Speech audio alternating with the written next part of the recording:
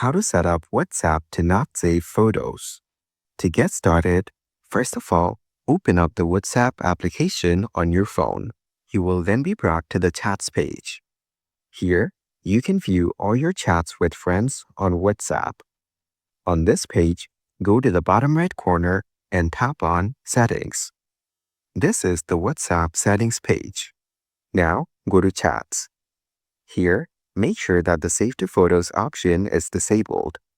This automatically saves photos and videos you receive to Photos. Now, your photos will not be saved to your phone unless you save them manually. You can change this setting anytime if you want your WhatsApp photos to automatically get saved to your phone gallery.